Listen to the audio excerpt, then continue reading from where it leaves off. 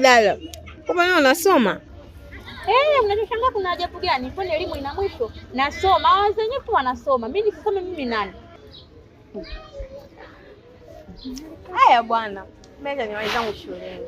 Vipi, unajipya? Sina hata jipya. Sale hii nimeikuona wapi? Kwa unasoma sehemu gani? Ni kule chini. Karibu na shuleni kwetu kule nyuma. Ndio. Sawa, kwa heri. Haya, poa, bye. Samahani, hatujafahamiana kwa majina. Kwa hiyo mwenzangu unaitwa nani? Bila samahani, mimi naitwa Leisha aka Leishaz. Yaani napenda shazi vipi? Sawa, mimi naitwa Nipe. Hilo jina kama nimekaa vibaya. Nipe. Nipe. Tukupe nini? Una jina lingine labda? Mwajuma. Mwajuma. Majina ya Mwajuma najua haya. Maana muda wote yako. Bwana, hebu mimi nisichelewe shule. Bye. Haya, poa, bye. Sawa. A few moments later. Vipi dada yetu, kila siku huja maskani ile afu kucheke yenyewe, unajua wewe wa kusoma afu miausho, unajua vile. Hamna wewe ukitaka kuja huku uniform za shule acha huko ndio uje huku. Tutuletea wazee, si matatizo hatutaki. Kwa maalumu unanikanyagia au sio?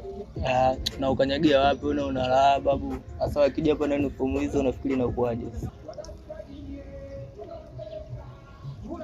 Au sio? Ndio hivyo. Wewe kama unataka kuja maskani, acha uniform za shule huko, njoo maskani. Afu tutatukuta situ. Basi fresh, mimi nimeelewa, au sio? Hiyo imeisha au vipi wanangu? Take hala hapo wenyewe.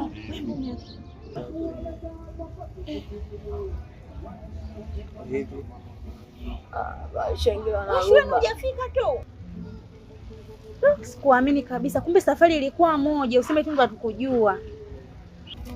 Kumbe nani kwa kuja huku? Yaani mimi nikitoka nyumbani sifiki shuleni bila kupitia hapa. Lazima nipite kwanza hapa nije kuweka vitu vyangu ndio niende vizuri shuleni. Kumbe mwana, karibu. Sasa tu baba kama mpoa mpeni basi achome. Sema nini? Sema angalia uniform za shule kuja nazo maskani jao. Yaani mpaka mudi ya kuvuta imenitoka kabisa. Yaani sikufikiria kama nitakukuta hapa. Hivi saa ngapi hapa? Sasa hizi saa 5 mwanangu. Saa 5. Lazima isigata kanikavute huko shuleni. Lazima isigate siku lazima